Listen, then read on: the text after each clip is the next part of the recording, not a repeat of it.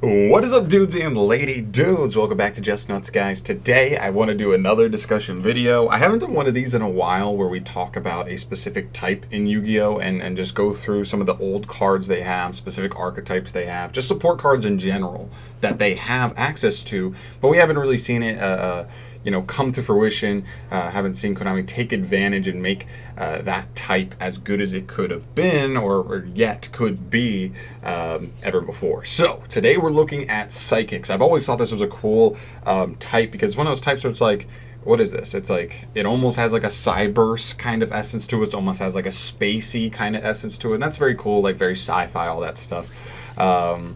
So I think aesthetically it pleases a lot of people, but we have some very, very broken cards that this type has access to, and we're going to be going through everything today. There's a lot of cards, so I kind of want to start with the archetypes because I think that's where you get a bigger base, like it's groups of cards instead of just single one-off support cards, right?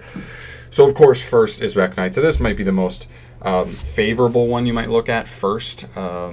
As far as like supporting generically psychic cards going forward, because Mekk-Knights are pretty insane. They all have very strong summoning conditions. They have pretty strong effects. The only thing is that they are kind of gimmicky. They do work with the columns, but they're still a very good deck, very good going second deck particularly, and that always keeps them kind of in the conversation whenever you're thinking about combining them with another archetype for a going second strategy. Ergo, Mekk-Knight Evoked. Next up, we have the new archetype Security Force. This is a new kind of also column-based strategy, and I think that's something that they have tended to do with Psychics, is sometimes they lean towards the column-based strategies. This strategy definitely isn't that fleshed out yet. We don't even have it yet. It's coming in Blazing Vortex. We'll see if it gets future support to actually become better. It has an okay little start to it, but it definitely could use a little more power. The deck doesn't seem that powerful yet, but we'll see. But also very cool. Next up is Time Thieves, and this is a weird one. Like, some of the monsters are psychic, some of the monsters are machines, right? But I guess psychic is the more dominant of the types in the archetype. But it's very good. It's a kind of like a rank 4 spam deck. The psychics tend to be either like synchro or exceed based. They don't tend to be as link based all the time. But yeah, Timepiece could be a cool little engine depending on future support that we get. Just keep in mind. And the last one I think is Virtual World. But keep in mind, Virtual World is like a half psychic, half worm archetype. So there is some discrepancy there that it's kind of half and not all psychic. But as long as it's a very generic psychic card, like, you know, E-Telly's played in this deck. So like, there you go. That tells you everything you need to know, kind of. So yeah, Virtual World very, very, very, very, very strong. Okay, then we're going to get to some more of the generic, like, just psychic support. Obviously, you have E-Telly. This card's at 1 on the ban list. A lot of people are speculating that it could go up because it's at 2 in the OCG, and it's kind of fine there. So that could be something. This is an insane card. I mean, not once per turn, quick play. Just any level 3 or lower psychic doesn't negate the monster. All you have to do is link it off, synchro it off, exceed it off before the end phase, and you will be fine to go. So E-Telly, absolutely insane. This card will always be insane in psychic decks. Next up is Mind Master. Keep in mind this card is completely banned, but it does tribute a psychic monster other than itself to special summon any level 4 or lower psychic straight from the deck. And it's not once per turn. You just have to pay 800 life points. So as long as you have the monsters, you can just keep cycling and cycling. I'm sure it was part of some FTK with like dealing damage to your opponent or something stupid. But yeah, it's a pretty insane card if it exists, and it's a tuner. So like, how could bring it back? And if you could just link it off, get it back somehow with like with something else, that you could do some pretty insane things. But it's banned for a good reason. Next up, we have Telekinetic Power Well. This is a card I actually just recently found out about and was like, whoa, that card's kind of insane. It literally just says special summon any number of level 2 or lower psychic monsters in your grave. Then you take damage times their level times 300, which is fine. I mean, if you're summoning 3 monsters, I'll eat 1,500 damage. You know what I mean? Like, if you're summoning 3 monsters, you're taking a max of 1,800 damage. That's not that bad. We've seen worse payoffs than that. And it's a quick play. And it doesn't negate, and it doesn't even say, like, reborn them and kill them on the end phase, banish them on the end phase. None of those restrictions. This card is absolutely insane. I can almost guarantee you we will one day see an archetype that abuses this like crazy. Speaking of which, this girl from Security Force is a level 2 or lower psychic, I believe. So there you go. There's already something to keep in mind. So very, very cool. This card is kind of insane. Next up, we have the Gammas, or the Psy-frames in general. Not just Gamma, but Gamma's the best one. All of them are psychic, so if you have some kind of deck that can resolve them on your first turn, you can then use them as link fodder. Maybe you have a deck that just has it has a link monster where it generically just needs any 2 psychic monsters. Boom. Gamma your opponent on your turn. Boom. Straight into that. You get a free link 2 and a negate to protect your plays. Pretty strong, right? Pretty strong. He's also a tuner, so you can go Hulk plays with him as well. So very, very strong. Gamma's insane. We know that. Psy Reflector, this card's not too crazy because the Assault mode archetype isn't like psychic based particularly, but this card is a 1-card Halqifibrax, which is kind of cool to note because he summons something else, right? Yeah, he gives you the ability to just like summon. He's already a tuner, so you summon him and then you get another one out, another Assault mode monster, and then there you go, Hulk. Which is pretty cool. So he's a 1-card play. He's a psychic tuner. Just important to keep in mind. Gets you extra resources. Not a bad card. Next up is Psy Beast. This is another really cool card. And he's normal summon. You can banish any psychic monster from your deck, and then he becomes the level of the banished monster. So kind of some cool things. Obviously, this doesn't like jump out to me as anything crazy, but we've seen decks. I mean, we've seen with like Thunder Dragons. We didn't think Aloof Lupine was crazy, and then we were like, oh shoot, Thunder Dragons. That's insane. Banish your own cards, and it's good. As long as you're banishing from deck. Psy Beast, same thing. Like, if we just got a psychic archetype that was like, we really want to be banished. And psychic archetypes do tend to be, or maybe not archetypes, but cards do tend to be a little bit built around being banished, which is pretty cool. So Psy Beast could be an interesting card, and maybe the modifying the levels could matter as well for like Synchro or Exceed plays too. So that's pretty cool. I think he's a cool card. Next up, we have the Psychic Wielder. And the other one? There's the other one that's like Wielder, but not as good. Wielder's a tuner, but he just says if you control a level 3, special summon it from the hand. So it's kind of just an easy extender. And he also says if you use him for a Synchro summon, he gives like an extra pop to the monster you summon, which is kind of cool. So pretty cool card, definitely. Like the extender, if it's a level 3 base Psychic archetype, definitely about him. Next up is Psy Blocker. This is another really cool card, right? Like this one just says once per turn you can declare any card name in the entire game. Cards with that name and their effects cannot be used until the end of your opponent's next turn. Now I'm not entirely sure how the resolution of this card works. Like once you activate and resolve this effect, you can remove him, link him off, exceed him off, whatever. The effect is still in play. I don't know. But that's a pretty insane effect. I mean that's like back in Sky Striker format. Just call engage. Your opponent is without engage, not just obviously your turn, but also your opponent's turn. It's a pretty nasty card. I mean, if this card was level 3, could you imagine how busted this card would be? Like telly him out and then just like call a card that you know is like crucial to your opponent, or the one hand trap you think like specifically hurts your combo like terribly, and then just say, nope, not for you. You don't get this turn.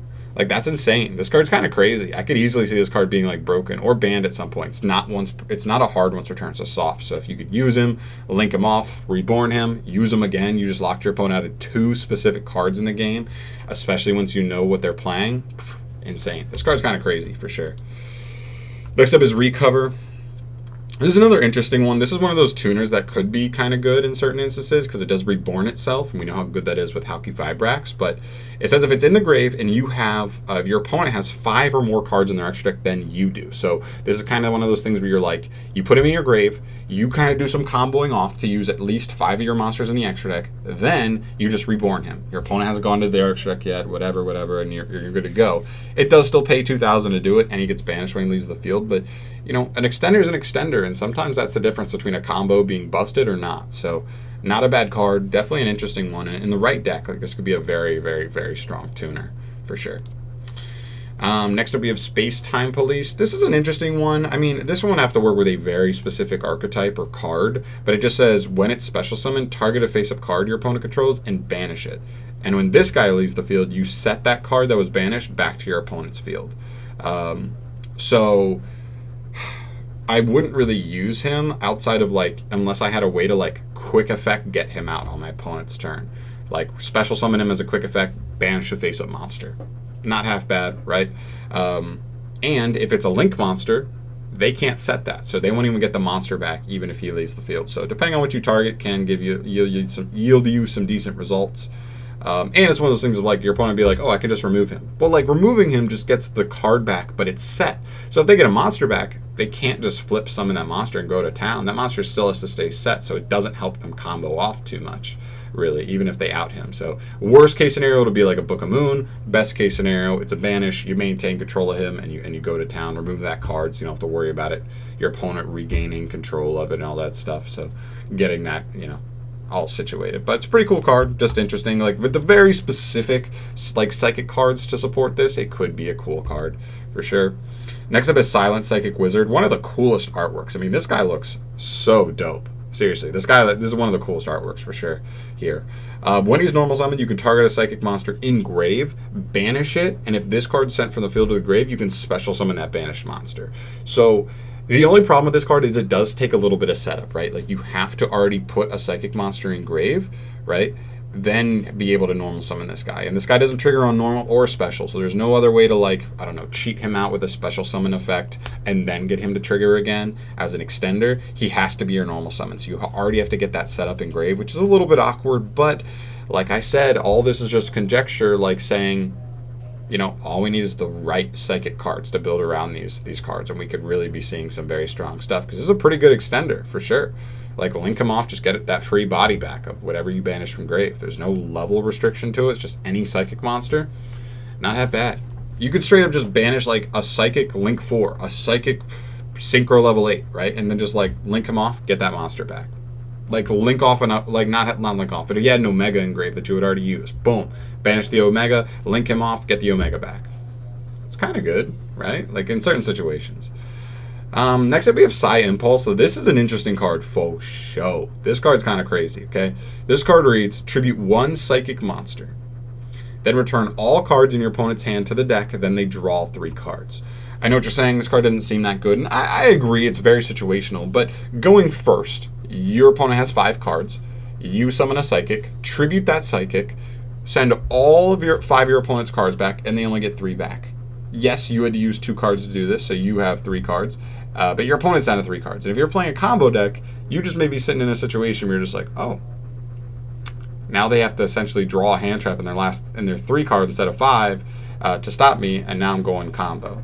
Right, like you could E-Telly something out, didn't even use your normal, Psi Impulse it, and then go combo. Like, it's not bad at all, right? I don't know. Just, it is an interesting card, I thought. Next up is Psychic Field Zone. This card allows you to target 2 of your remove from play monsters, a Psychic Tuner and a non-Psychic Tuner. You return them back to the graveyard, then essentially synchro summon. Is it a Psychic? Yeah, it's very specifically a Psychic synchro monster from your extra deck in defense mode, whose level equals the combination of the 2. It's kind of a cool card, right? Like it's one of those cards like Miracle Fusion-esque. Like a lot of Psychic archetypes like to banish themselves, so banish 2 cards as part to do something, and then also do this. So it's almost like, it kind of reminds me of like Shiranui's almost, the way they would synchro from grave. This is allowing you to just get a synchro from banish, which is kind of cool. I think it's a cool one. Definitely could be an interesting card. Psychokinesis isn't just a simple, easy like removal card. Not once per turn, but it's just if you control a psychic monster, target a card on the field, destroy it, and if you do, take 1,000. I mean, yeah, just not once per turn, pop a card, sure. All you have to do is control a psychic. I mean, that's fairly easy. So kind of a cool removal card, nice and simple. If it was searchable, that'd be pretty clean. Time Escaper and another card, DD Seeker, kind of do the same thing. They're like quick effect hand traps that allow you to discard this card, then target a psychic monster you control and banish it till the end phase. This one targets any monster you control face up, which is pretty cool. So they just allow you to dodge certain things, but also, like we've said, psychics tend to deal with banishing. So if you had a card that triggered on banish to do something, that could actually be a pretty cool effect. Like banish to dodge something and then get an additional effect for something. It's kind of cool. And then we have Psychic Jumper. He can pay 1,000 to target another psychic monster, or another face-up monster. I'm sorry, a psychic monster you control other than himself, and a monster your opponent controls, and swap control of those cards. Kind of interesting. He's also a tuner. So just a weird card, but it could be good in certain situations, you know.